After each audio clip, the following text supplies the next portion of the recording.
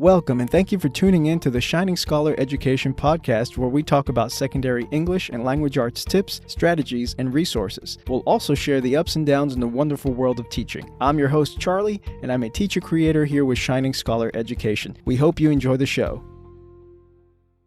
Hello again, my friends, and thank you for tuning in again to the Shining Scholar Education Podcast. This will be part 3 of the most inspirational fictional stories for teachers. There might be more parts in the future, but I think for now a nice trilogy is good. If I come across any other ones that really are great and just have to be covered and mentioned, I'll make sure to make another series, or at least one more episode. So in this episode, we'll be covering a few more stories, and I'll make sure to link to them in the show notes. The first one I'll just call The Archery Master and the Student. And so it entails a master of a school of archery. The student has become quite proficient with the bow and arrow, and one day he's showing off at a local contest. So everyone's going wild, they're just cheering him on, and he's getting a little bit of an ego. The master, however, was watching, very serious and unimpressed. When everything was over, the student asked the master, "Were you not impressed?" The master looks at him and says, "You have yet to learn that the target is not the target."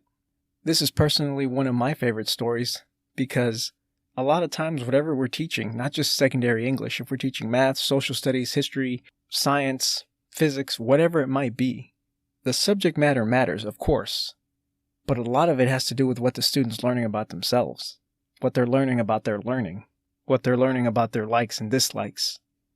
This next story we'll just call Weather. And again, these are super short stories and they don't have titles, so I'm just kind of calling them by what they're about. So there's a traveler, and he asks the shepherd, "What kind of weather are we having today?" And the shepherd says, "The kind I like." And the traveler says, "How do you know it'll be the kind of weather you like?" And the shepherd says, "Having found out, sir, that I can't always get what I like, I've learned to always like what I get. So I'm quite sure whatever weather we'll get today, I'll like it." Now there's an attitude to face life with. Imagine that, learning to be happy with what you get. Now it can be a slippery slope, and my teacher, entrepreneur self inside tells me, hey, don't settle for average. But at the same time, maybe it's a fine balance of being happy what you got that day, but always striving for more in the future, without lacking appreciation for what you have in the present. This next story, I'll just call It Is My Nature, based on a quote from the story.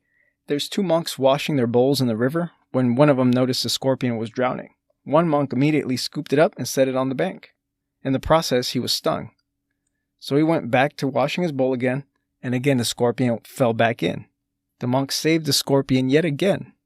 And the other monk asked him, "Friend, why do you continue to save this scorpion when it's nature to sting you?"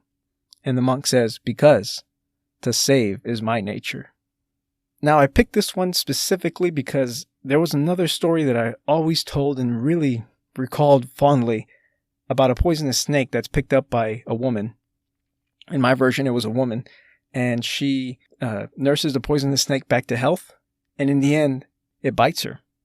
And as she's dying from the poison, she asks him, "After all I did for you to save you, you still killed me." And the snake says, "You knew I was a snake when you picked me up." Now that, I thought, was a wonderful story. I mean, it's just packed with so much meaning and life lessons. But at the same time, now I'm starting to reflect. That was a very Western way of thinking, I think. And this story with the monk and the bowls and the scorpion kind of brings it back around, saying, no, you don't change based on others' behavior. You keep being you. And that's where the real strength comes from. And now that I think back on my teaching experiences, how many times have I let a negative teacher turn me into a negative teacher? Or how many times have you been that teacher, investing in trying to help that one student when every other teacher's saying, no, that scorpion's going to sting you. But as the teacher, almost by nature, you want to help. This next one I'll call Traditions. And when the spiritual teacher and his disciples began to meditate, the cat that lived in the monastery started to distract them. So they decided to tie the cat up. Years later, when the teacher died, the cat continued to be tied up while they were meditating. And then the cat eventually died, and another cat was brought into the monastery just to be tied up. Centuries later, many descendants of that teacher continue to write about the significance of tying up a cat for meditation practices. This one really made me reflect on how many things do we do as teachers, as educators, and the education system as a whole, simply because it's always been done that way. How many times do we actually stop and think about our routines and procedures and practices to see, are they valid? Are they effective? Are they trying to get us to our end goal? And are they getting us there? How much of what we do is done just because it's always been done? Until one person stops and says, what's the purpose of this? Maybe it's just a lot of energy and time wasted when there's not really a lot of return. I'm not one to speak against tradition, but when time matters so much, and it does for teachers, especially if you're parents, for anyone really, this story I think has a very deep lesson. This next story we'll call Disease and Disgust, and it tells about a monk who had visitors that came to visit the monastery, and they had leprosy. He admitted them, bathed them, and took care of them. Now, also in the monastery was a visitor, and when he saw the lepers, he was revolted, and in a rush he brought a bowl for the monk to wash his hands after having touched the lepers. But the monk, who is also a Zen master, refused a bowl, and he tells his visitor, "Your disgust is filthier than their sores." This reminds me of a scene in a great movie called The Motorcycle Diaries, which tells the story of a young Che Guevara as he traveled through South America with his friend on a motorcycle, and he came across a leper colony in Brazil, and it was on a little island, and he was studying to be a doctor. And so when the colony's doctors took him there, they kept saying, everybody wear gloves, don't touch them, this and that. And the young Che went up and shook their hands without gloves. And even the lepers looked at each other and said, "Has no one told you, what you're supposed to do?" And he just kind of kept his hand there, waiting to shake. So it's a powerful message. And yes, even though it might be a human instinct to be revolted by these kind of things, look at the power that comes with being able to see beyond that. This next story I'll call It's All About Perspective. And it's similar to the one we told in part 1 about the frogs traveling through the forest. There's a wise Zen master frog explaining to the younger frogs about the balance of nature. And he says, "Do you see how that fly eats the gnat? Now watch me as I eat the fly." And he eats the fly. He said, "It's all part of the great scheme of things." And one of his frog students says, "Isn't it bad to kill something in order for us to live?" And the Zen master frog says, "Well, it depends." He began, when all of a sudden a snake ate him from behind. And his students shouted, "Depends on what?" And the frog from inside the snake's belly continues, "It depends on whether you're looking at things from the inside or the outside." Now that's a master that's dedicated to his teaching. Even after being eaten, he's still teaching. I think what I really enjoyed most about that story was the objectivity in which the frog looked at his life and his teachings. It was almost like he was detached from any sort of result or outcome that came to his life, which could be bad. It could lead to bad things. I can see that. But you have to admire that quality in someone remaining calm in the face of death, really. This next story I'll call The Weight of Paynes, and it's two monks traveling down a muddy road, and it's raining very, very heavily, and it continues to rain.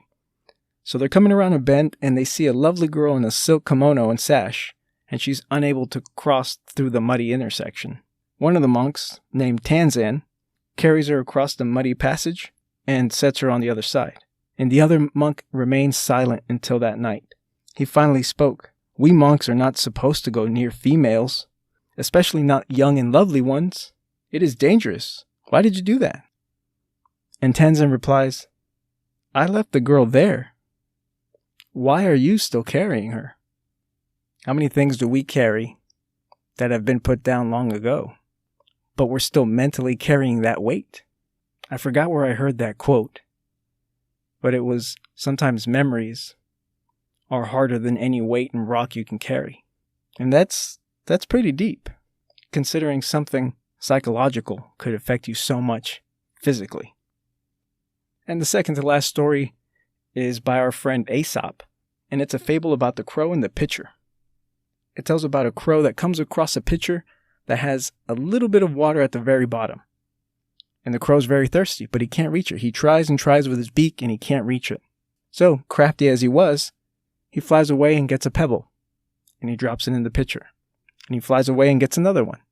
and little by little he's raising the water levels until it's finally within reach of his beak. He drinks, he's satisfied, and he flies off. Now, how many of us would have been one of those other crows that didn't think to get the pebble? Worse yet, you think to get the pebble, but you don't.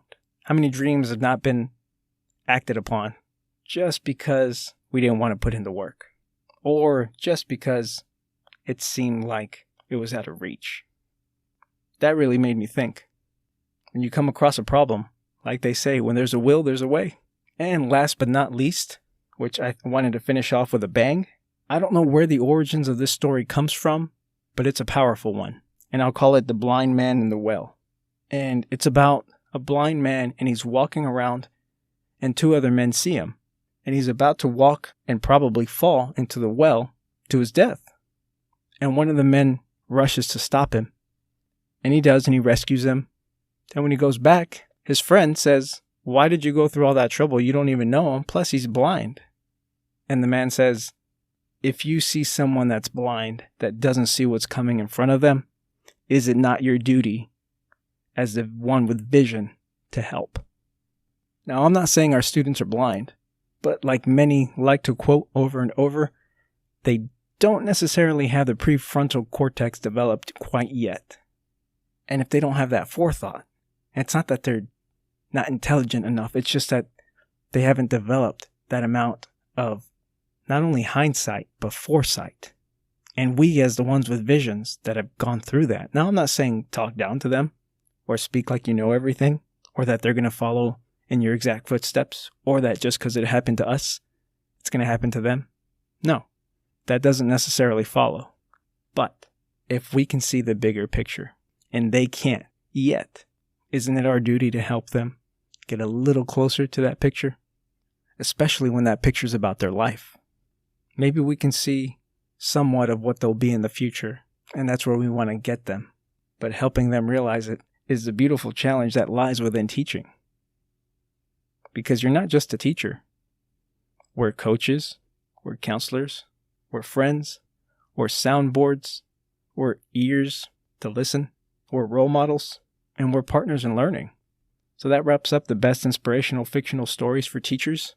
I hope you found some wisdom, or at least some inspiration in any of these stories. I'll make sure to link to the stories in the show notes.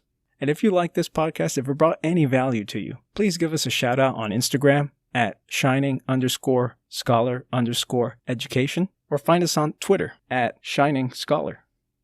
And if you'd really like to help us out, think of 3 people that could benefit from this podcast episode or any other one of our episodes and help this podcast grow, because it's made for teachers by teachers. This is your host, Charlie, signing off, teachers. Thank you again for everything you do, and keep changing the world. Thank you again for tuning in. And if you enjoyed the show, please like, subscribe, share, and consider leaving a review. It really does help. We make resources for teachers by teachers. Check us out at shiningscholareducation.com and at our Teachers Pay Teachers store as well. We'd love to hear from you, so email us at shiningscholareducation@gmail.com to share any questions or topics you'd like on the show. Thank you for all you do, teachers, and keep changing the world.